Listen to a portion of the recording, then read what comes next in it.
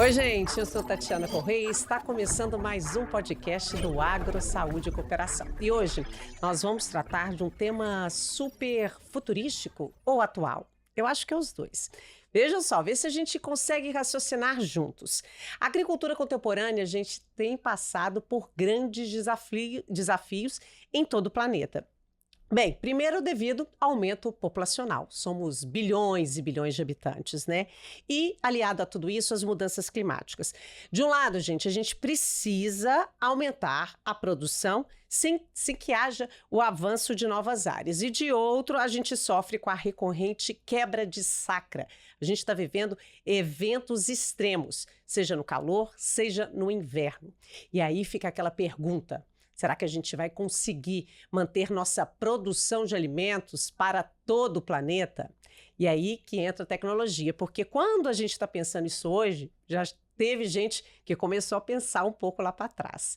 Nós vamos falar sobre tudo isso, sobre as tecnologias, né, que a gente começa a pensar nesse tipo de produção, e é por isso que eu vou conversar agora com o Ítalo Guedes, que é engenheiro agrônomo e pesquisador na Embrapa Hortaliças, e o Leonardo Correia, que é diretor de tecnologia, tem uma startup aqui em Florianópolis e vai contar também um pouquinho da história, né, da vida dele e do negócio dele.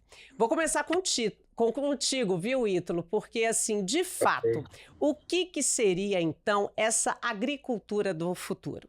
A gente está falando de eventos climáticos, a gente está falando de precisar de áreas que não sejam em solos, a gente não quer mais desmatar, a gente precisa cuidar do nosso meio ambiente, e aí surge que tipo de solução? Fazenda urbana? Fazenda vertical? Agricultura indoor? Explica para a gente o que significa na prática tudo isso. Perfeitamente, Tatiana. Obrigado pelo convite. É uma honra participar aqui do programa com vocês. É isso. A agricultura hoje, a produção de alimentos, ela tem sofrido uma série de desafios, alguns extremamente difíceis. Um deles é, sem dúvida, as mudanças climáticas. Tem aumentado muito a frequência do que nós chamamos de eventos climáticos extremos. E a gente tem que lembrar que das atividades econômicas, provavelmente aquela que mais depende, que está mais exposta ao clima, é exatamente a agricultura, a produção de alimentos. Então, nós temos, de alguma forma, de garantir a continuidade da produção de alimentos, independentemente do que aconteça. É claro que é importante que nós tentemos reverter as mudanças climáticas, melhorar as condições ambientais, não é? Mas isso não é fácil. Infelizmente, não está sendo fácil e os cenários têm mostrado que nós estamos caminhando para condições realmente de clima em que se torna cada vez mais difícil produzir alimentos no campo, em campo aberto. Hoje em dia já é difícil produzir hortaliças em campo aberto em clima tropical, principalmente em períodos chuvosos e em períodos secos, quando não se dispõe de irrigação. As hortaliças são produtos frágeis, produtos que podem estragar muito rápido e são produtos cuja qualidade é comprometida por excessos do clima. Veja que nós brasileiros compramos muito hortaliças com os olhos, pelo visual, pelo brilho, pela cor intensa, e isso, em época de mudanças climáticas, é cada vez mais difícil de se obter. Ao mesmo tempo, nós temos uma pressão da sociedade por alimentos mais limpos, mais seguros, mais nutritivos, sem resíduos de agrotóxicos. De novo, em condições tropicais, úmidas como as nossas, isso é muito difícil de se obter em campo aberto. Então, tudo isso se congregou e levou a esse surgimento, vamos dizer, de técnicas, de sistemas de produção, onde os alimentos são produzidos o mais protegidos, fisicamente protegidos possível, dentro de ambientes fechados. Lembrando que o cultivo em ambiente parcialmente fechado já era uma realidade dentro da produção de hortaliças. É o cultivo protegido, cultivo em estufas. Ou seja, o cultivo indoor é uma evolução de algo que já existia, que era o cultivo em estufas. Só que quando se fecha completamente o cultivo, surgem outros desafios. Por exemplo, a iluminação. A iluminação pelo sol deixa de ser possível, porque aí não seria um ambiente completamente fechado. Mesmo que houvesse a utilização da iluminação natural, não seria possível a verticalização dos cultivos. Por que é importante essa verticalização? Para aproveitar melhor o espaço, Claro. né? Gente, quando a gente E está falando de verticalização, de fazenda vertical, é isso mesmo que você está imaginando. São prateleiras, né? Que a gente aproveita melhor aquele ambiente. Então, imagina, a gente pode imaginar um galpão enorme, onde a gente consegue várias camadas, né? E o aproveitamento é melhor desse espaço. Então, assim, a gente consegue, inclusive, né, professor, produzir muito mais por área, né, nesse modelo, né? Exatamente. Você imagina, a gente geralmente avalia a agricultura, pensa a agricultura em área, né? Em hectares, em metros quadrados. O que acontece com a verticalização é que agora cada metro quadrado é multiplicado sem aumentar a área, apenas aproveitando o volume, né? Verticalmente. Então, O Leonardo, professor, ele sabe bem disso daí, que foi algo que me chamou muita atenção, que a gente conheceu aqui, essa questão do negócio dele, né, que ele investiu aqui em Florianópolis, porque Santa Catarina ainda não existe, né? A gente está falando, o professor, dessa agricultura indoor, mas em poucos lugares do Brasil, ela de fato, ela se mostra, ela está presente. Isso ainda é muito raro, né? Ou eu estou errada? não, está certa, mas o crescimento tem sido rápido. Tem até nos surpreendido um pouco. Claro que hoje a maior parte dos empreendimentos se concentra em grandes cidades, particularmente em São Paulo, mas já há empreendimentos de algum tipo de agricultura indoor também no Rio de Janeiro, em Campinas, em Belo Horizonte, e existe uma demanda muito forte, por exemplo, pelos estados do Nordeste. Imagino só. E agora, aqui em Santa Catarina, a gente não tem, digamos assim, essa agricultura em grande escala. A gente tem ela em pequena escala, e quando eu falo pequena, é pequena de verdade, porque o único modelo que a gente encontrou aqui no estado para a gente falar sobre o tema, para a gente mostrar sobre isso, vem aí com o Leonardo, que está chegando para contar essa história dele, porque o que eu acredito que ainda o empecilho, porque há muitos benefícios e há muitas vantagens dessa agricultura indoor, mas eu acho que a gente ainda tem alguns entraves de custos, né, de investimentos que a gente precisa fazer inicialmente, dessa quantidade, inclusive dessa capacidade energética, porque a gente até consegue fazer, digamos assim, uma melhor eficiência da água, mas ainda tem essa questão energética por causa da luz, enfim. Aí agora entra o Leonardo para contar a história dele, porque foi justamente esse investimento, né, que quando ele conheceu, quando ele, a Laíla, a esposa dele, veio com a agricultura, né, a fazenda vertical, foi esse o entrave, não foi isso, Léo? Sim, Tatiana, pesquisador Ítalo Guedes. Primeiro, uma honra estar participando aí do podcast com vocês, né? Obrigado pelo convite. E sim, né, nós somos da Fazendas Bioma, sou o Leonardo, sou cofundador junto com a Laíla, e nós somos uma rede de fazendas verticais conectadas à nuvem para a produção de microverdes em escala comercial, né? Então, a gente costuma dizer que transformamos pessoas em agricultores urbanos ultraprodutivos, né? Com o objetivo de democratizar os microverdes e levar eles a todas as pessoas. Então, a gente descobriu os microverdes, que é uma fase, um estágio da hortaliça, né? É um estágio de maior potencial nutritivo, podemos dizer assim.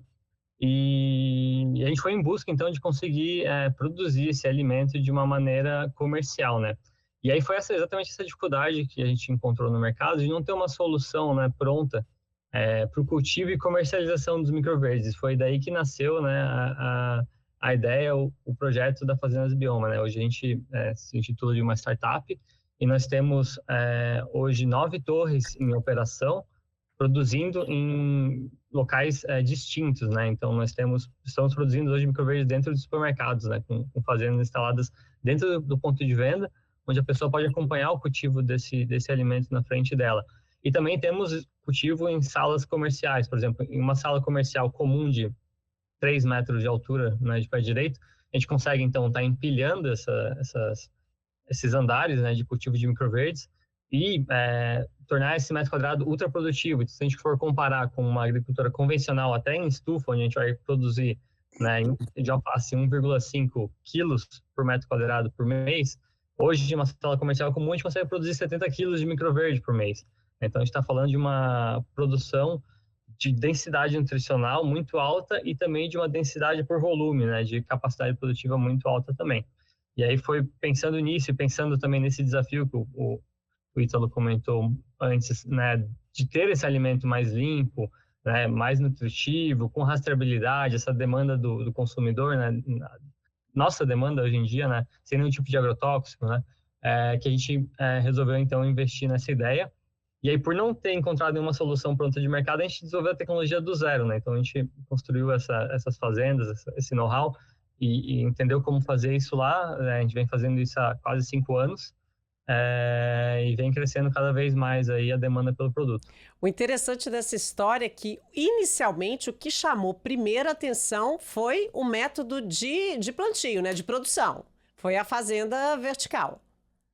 Exatamente. Na verdade, a gente descobriu a tecnologia, né? Começou a pesquisar lá fora, viu as fazendas verticais, isso foi em 2019, e daí pensamos, bom, vamos testar como funciona isso, né? E a partir do momento que a gente colocou uma planta embaixo de uma iluminação, uma lâmpada LED ali, e o negócio funcionou, a gente ficou maravilhado, né? Como é que pode, numa sala escura, a gente conseguir, né, plantar, desenvolver um alimento, né? E isso chamou muita atenção.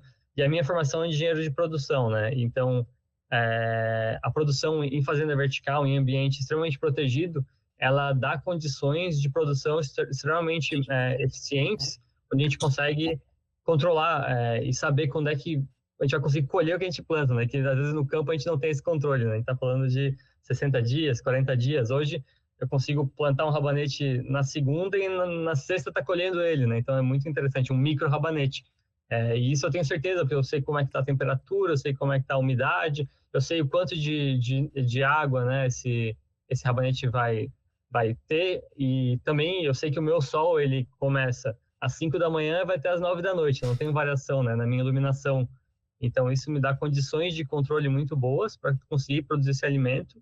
E o mais interessante também, que a gente vê que isso vem acontecendo muito, até no Brasil, é a escassez de mão de obra para a produção de alimentos, né? Então, é muito difícil hoje a gente vai para o interior, a gente encontrar as pessoas no campo, elas estão sofrendo muito para produzir esse alimento. E hoje, dentro da cidade, aqui em Florianópolis, a 2 metros da praia, a gente tem um ambiente de cultivo, a gente tem 5, 6 jovens dentro de uma sala com ar-condicionado produzindo alimento, né? Então, isso é uma coisa que a gente consegue trazer essa produção, né, para a nova geração, né? Eu confesso que eu fiquei bem surpresa, assim, eu achei uma grande sacada, porque eu tinha medo. Quando a gente pensava ali atrás, essa coisa da NASA começar a falar que vai produzir alimento em laboratório, que tipo de carne, meu Deus, será que vai ter o mesmo valor nutritivo? Nada tira o valor da terra, né? Pelo menos era essa a minha linha de pensamento.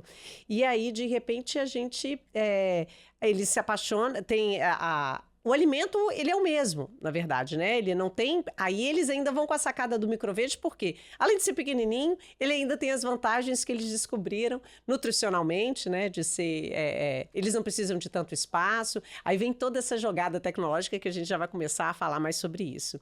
E aí, professor, eu te pergunto, pelo fato da gente não precisar, outra coisa interessante do microverde também é o fato do ciclo muito rápido, né, de crescimento. Então, eu estou colhendo toda semana. Outros produtos, eu preciso, o fato de eu estar na agricultura indoor, eu elimino a questão de pragas desse ambiente controlado, eu tenho mais segurança nessa questão de uso, né, de defensivos, alguma coisa nesse sentido?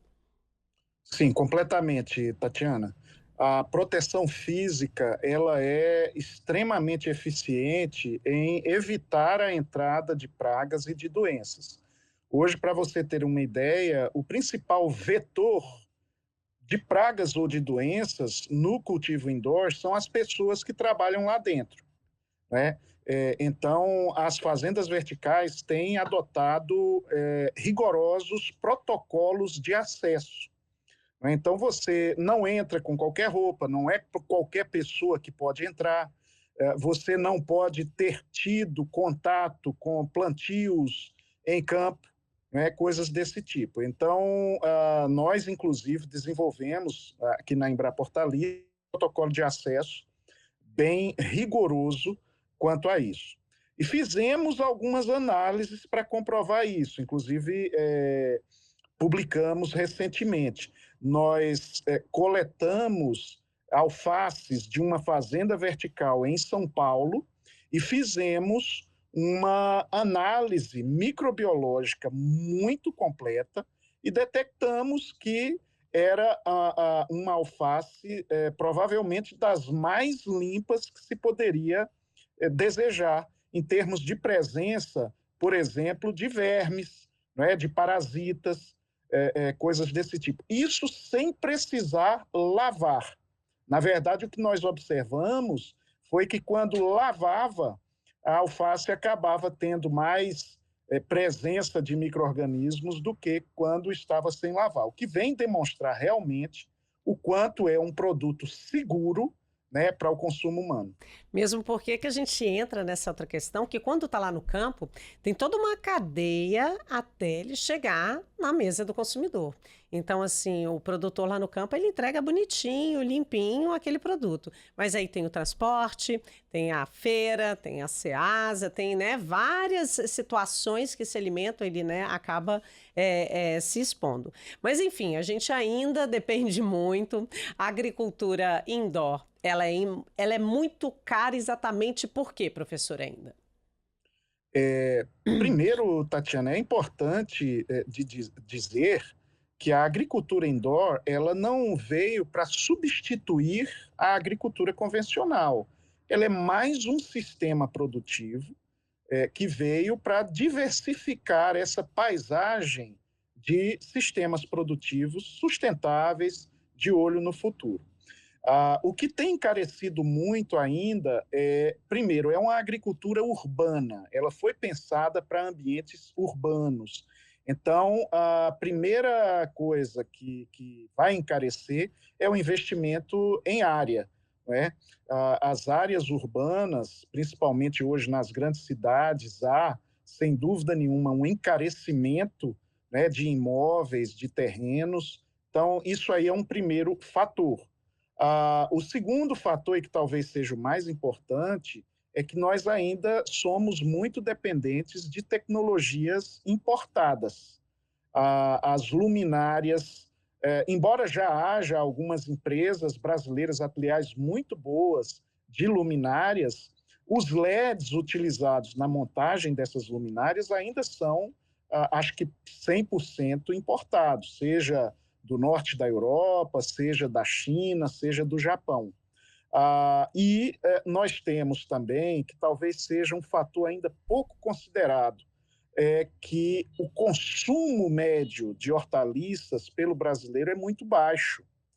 Para você ter ideia, enquanto um japonês consome por ano em torno de 150 quilogramas de hortaliças, o brasileiro médio não chega a consumir 25 quilogramas.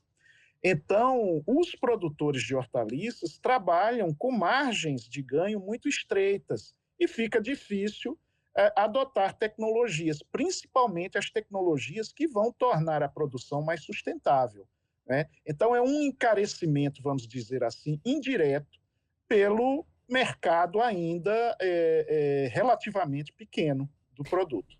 E aí, Léo, Diante de tudo isso, vocês também têm com tecnologia, né? Você que é um engenheiro apaixonado, né, por esse ramo, aí tem toda a ideia que eu achei que é muito interessante da gente poder contar um pouco mais, porque quando ele está falando dessa área aí, você não tem um galpão, você tem uma sala comercial e você consegue, mesmo com essa sala comercial, você está atendendo por exemplo, mais de 90 restaurantes, você já está colocando e apresentando para a população em alguns pontos o microverde em supermercado, né?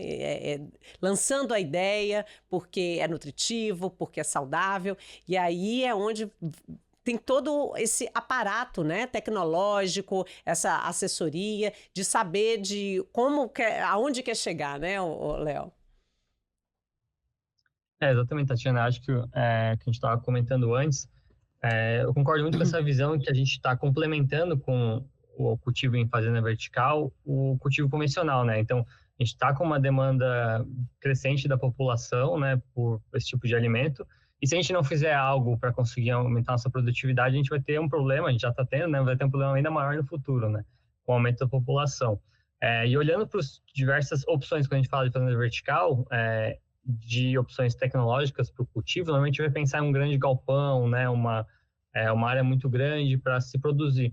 E pensando nesse custo de investimento, em construir algo nesse sentido, foi que a gente pensou na nossa solução, que pudesse ser implementada em uma sala comercial comum, né? Então, a gente consegue pegar uma sala comercial que se encontra em qualquer ambiente urbano, ela não precisa nem ter uma vitrine, né? Na verdade, vai ser como se fosse uma dark kitchen, para a produção dos microverdes, né? Então, também dá para produzir Davis, também dá para produzir alface ou outros tipos de hortaliças maiores, mas a gente vê no microverde, pela uma crescente demanda, como algo interessante de se investir para a produção, né? Então, foi olhando para esse tipo de opção, né, e disponibilidade de mercado, de espaço, que a gente optou, então, por esse tipo de torre menor que possa caber em qualquer tipo de sala. E aí, depois, pensando na importação de tecnologia, foi também a gente fez as contas, né, que talvez fosse mais interessante a gente conseguir nacionalmente desenvolver fornecedores e, através desses fornecedores, construir a nossa solução, né. Então, a gente desenvolveu projetos junto com fornecedores e a gente consegue agregar isso e construir nós mesmos as fazendas, trazendo esse custo de investimento para baixo. Então, hoje, com um investimento muito baixo mesmo, a pessoa consegue iniciar o seu cultivo de microverdes, né? E está produzindo, assim, em 2 semanas já começa a estar entregando esse produto né, no mercado que ela habita. Claro que aí vem uma questão de educação, né? Então, pouca gente conhece o microverde, né? Então, a gente vem fazendo um trabalho educacional, né? De mostrar o que é esse produto aqui na nossa região. Hoje a gente atende muito restaurantes, então, primeiramente, os restaurantes, eles têm a demanda, né, pelos microverdes, principalmente para finalizar pratos, né? A gente também já vem vendo uma mudança para começar a usar o microverde como salada mesmo, né? Em todo o prato. Então, a gente atende mais de 90 restaurantes semanalmente aqui na região de Florianópolis e também a gente coloca o produto no varejo, nos supermercados, né? A gente está em mais de 20 pontos de venda aqui na região e vem notando que o consumo desse produto pelo consumidor final, ele vem cada vez mais aumentando, né? Até a gente faz trabalhos de ponto de venda, né? Tipo de promotoria, e no início a gente tinha muito que educar o público, né? Hoje, muitas vezes, a gente abre um ponto de venda novo, começa o trabalho de promotoria e a pessoa já sabe o que é. Não, eu já conheço. O que você tem aí? Ah, legal, tá procurando esse, eu não tinha encontrado. Legal que vocês têm esse produto hoje aqui. Então, a gente vem entendendo que vem aumentando o conhecimento, até por conta de toda a mídia do consumo desse produto. A estratégia de marketing de vocês também foi muito legal no sentido assim de colocar uma estufa ali para as pessoas acompanharem que aquele alimento ele está crescendo, como ele cresce e aonde ele está, né? De que forma que ele é. E para poder pegar ali do lado. Então, assim, eu lembro que a primeira vez que eu vi no supermercado, o que me chamou a atenção foi justamente a estufa. Aí que eu fui entender que dali do lado vendia aquelas bandejinhas. Então, assim, já começa a aproximar essa agricultura que para muitas pessoas é tão distante, é tão futurística, já começa a fazer parte daquela rotina que é simplesmente a ida ao supermercado, eu conseguir enxergar aquilo dali. É onde desperta atenção e é onde a gente, de uma certa forma, está trazendo, né, um pouco disso daí. Agora, tem projetos, né? Você ainda pretende avançar nisso. Eu estava conversando com o Léo e achei bem legal, assim, ele é uma startup vinculado, não é isso? A CAT, de uma incubadora da CAT, tem todo esse trabalho de você hoje estar fazendo uma coisa e saber onde você quer chegar também com o uso dessa tecnologia, né, Léo? Isso é, hoje a gente está incubado no MidTech da CAT, né, que está entre as 5 melhores incubadoras do mundo, né, então todo esse ecossistema aqui de Florianópolis, que recentemente essa semana foi considerada a capital nacional das startups, né, então isso nos dá um suporte de muitos mentores e muitas pessoas com conhecimento e que já tiveram, né, carreiras, trajetórias muito sucesso aqui na região. A gente consegue ter acesso a essas pessoas e nos ajudam a guiar, né, e a desenvolver o nosso modelo de negócio, né, então a gente hoje tem 2 produtos, então basicamente um é essa fazenda para o varejo, né, que na verdade ela nasceu com o objetivo mesmo de ser altamente produtiva dentro do ponto de venda e por consequência ela virou uma estratégia de marketing também, porque ela chama atenção, mas como a gente consegue produzir em uma área pequena com volume, a ideia é que a gente consiga ter essas fazendas, né, espalhadas dentro do supermercado e isso consiga abastecer aquele ponto sem precisar estar transportando essa hortaliça, né? Então, esse é o objetivo desse produto, digamos, que é essa fazenda do varejo. E também temos as torres, que a gente chama de ultraprodutivas, para produção em escala comercial, né, em salas comerciais, para quem deseja iniciar um negócio de microverde e está atrás dessa solução, né, que hoje a gente não encontra de prateleira. Então, além das fazendas verticais, a tecnologia proprietária que a gente desenvolveu, também a gente busca fornecer todo o know-how comercial, né, de como vender esse produto, como encontrar clientes, né, como tá levando esse produto para o mercado, toda a questão do software de gestão da produção, né, como é que eu vou programar minha produção hoje numa fazenda, a gente produz mais de 15 variedades de microverde, cada microverde tem um ciclo de produção diferente, o rabanete eu demoro 5, o agrião eu demoro 15 dias, né, e eu tenho um cliente ele quer 3 rabanetes vermelho, 4 rabanetes verde, 3 agrião, 5 alho poró, na quinta-feira à tarde. Então, como é que eu consigo programar isso, né, para 90 clientes diferentes durante a semana, atender essa demanda? Então, como é que eu faço para programar todo o meu plano de produção? O que eu tenho que plantar, quando, qual espécie, né, e qual fazenda vai? Então, a gente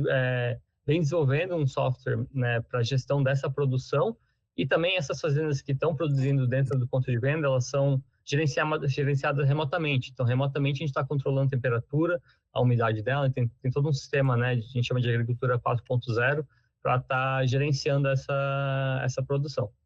Quando a gente come isso em casa, ou às vezes até, né? Quando você foi em algum restaurante e deixou de lado o microverde, agora pense 2 vezes antes de fazer isso. A gente precisa lembrar, né, professor, quanta tecnologia existe por trás desse preparo, dessa produção, dessa entrega, né, de tudo isso ali que ele está falando. É isso, né? A gente depende dessa tecnologia a nosso favor. Sem dúvida. Há muito estudo, há muita pesquisa por trás disso, né? O cultivo indoor, ele originalmente era uma metodologia de pesquisa em fisiologia vegetal. Controlava-se vários fatores ambientais para ver como é que as plantas respondiam. Da mesma forma, a hidroponia, que é o principal sistema de fornecimento de água e nutrientes nesse sistema, começou como uma metodologia de pesquisa de fisiologia da nutrição de plantas. E isso, né, aos poucos, foi se traduzindo em sistemas de produção comerciais.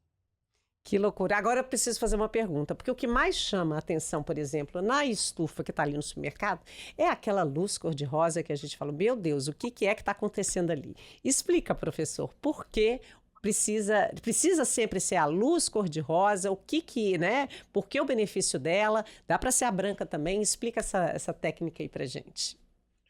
Não precisa ser sempre a cor-de-rosa. Algumas espécies, elas realmente vão melhor em termos de produção ou em termos de qualidade do produto com ela. Na verdade, a cor-de-rosa, né, é uma mistura de vermelho e de azul. Por que dessas 2 cores? Porque essas 2 cores são aquelas que as plantas, em geral, absorvem preferencialmente para fazer a fotossíntese. A fotossíntese é o processo a partir do qual as plantas usam a luz do sol, ou a luz, né, não é mais só do sol, como fonte de energia para transformar o CO2 e a água. O CO2 é o dióxido de carbono ou gás carbônico, né, o CO2 e a água, para transformar em alimento. Né? Ela precisa de uma fonte de energia. Essa fonte de energia é a luz. E no caso das plantas, os principais espectros ou cores que elas utilizam, embora não sejam as únicas, são o vermelho e o azul. A luz branca, ela contém praticamente todos os espectros, todas as cores. Tanto é que quando a gente põe a luz branca num prisma e decompõe, vamos dizer assim, a luz, aparecem todas as cores do arco-íris, né? Então, ela contém, além de outras cores, também o vermelho e o azul. A vantagem, não apenas das lâmpadas vermelhas e azuis, mas do uso de lâmpadas LED, é a economia. As lâmpadas LED, elas são muito mais econômicas, ou seja, elas produzem muito menos calor para poder produzir a luz realmente visível. E existe a possibilidade de você produzir espectros ou cores específicas, como o vermelho e o azul de que nós falamos. Não é? Em geral, há uma economia de cerca de 30% quando você utiliza só o vermelho e o azul, economia de energia, em relação a quando se usa a branca. Mas algumas espécies produzem em torno de 30% mais quando se utiliza a branca, principalmente as folhosas. No caso de hortaliças ou de fruteiras, aí já muda. Por exemplo, o morangueiro, ele precisa realmente da luz mais rosa, com um pouquinho de verde também, né? Mas as folhosas, como alface, rúcula, agrião, elas vão bem tanto com a rosa quanto com a branca. Então, para a gente concluir, que fique claro aqui, tá? A agricultura indoor não vai eliminar nunca a nossa agricultura convencional ali no campo, mesmo porque o sistema hidropônico, né, gente? A agricultura indoor, ela está muito direcionada aos folhosos, às hortaliças, aos temperos, né? A gente não vai plantar uma banana nem batata na agricultura indoor. Então, que isso fique bem claro. É uma tecnologia do futuro, ela está chegando para ficar. Tem muitas vantagens, né? Vamos lá enumerar algumas. A gente não precisa, então, a gente não depende do clima, não é isso, professor? Não depende do clima, tem eficiência no uso de água. Precisamos melhorar a eficiência energética também, não é isso? De água e de nutrientes. E de água e de nutrientes. Não precisamos usar defensivos na maioria das vezes, porque está tudo controlado e está tudo protegido. Não temos gasto com transporte, né, com outras etapas, digamos assim, desse processo. Está do lado do consumidor, que está dentro da cidade. Então, enfim, é muita coisa para se pensar, né? É uma balança ali que está... É um custo alto, mas a gente acaba equilibrando, né? Se a gente eliminar todos esses outros que a gente precisa investir, que é transporte, que é deslocamento, que é defensivo, que é fertilizante, etc. e tal. Então, assim, está vindo para ficar. E eu fico muito feliz de apresentar essa proposta, nem que aqui em Santa Catarina a gente ainda esteja engatinhando, mas a gente já tem aí, o que é muito legal, né? Pessoas empreendedoras como esse casal, né? Do Léo, parabéns para vocês, adorei conhecer o projeto, o trabalho, esse engajamento de vocês, de enxergar, eu não consigo ter um galpão enorme, não fazer isso, mas eu consigo fazer com microverde, e aí colocando, enfim, no mercado e de acesso às pessoas, um produto super nutritivo, super saudável e se você quiser saber um pouquinho mais, é logo que a gente uniu esses dois temas, digamos assim, explicando um pouquinho do que é a fazenda urbana, o que é a fazenda vertical, junto com os microverdes, no programa do Agro Saúde e Cooperação. É só ir na plataforma que você encontra esse conteúdo. No mais, eu queria muito agradecer a participação, tanto do Léo, muito obrigada, viu, Léo, pela participação, e também do nosso professor, do pesquisador. Você é engenheiro agrônomo, não é isso? Da Embrapa Hortaliças, o Ítalo Guedes. Isso. Ítalo, você fica aonde é esse Embrapa Hortaliças? A Embrapa Hortaliças fica em Brasília. Em Brasília, é especialista, né? Está dedicando agora bastante parte, né, da tua pesquisa nesse modelo de cultivo. Queria te desejar sucesso e que a gente comece a crescer cada vez mais nesse sentido, né, Ítalo? Sem dúvida. Não apenas cultivo indoor, hidroponia e microverdes. Estamos fazendo muita pesquisa com microverdes também. Venha a Florianópolis conhecer a Fazendas Bioma então, viu? Muito legal, fiquei muito feliz de conhecer um projeto, uma startup que une tudo isso, que une tecnologia, que pensa no futuro, que pensa em aproximar alimento saudável da população. Obrigada aos dois. Obrigado, Tatiana. Valeu.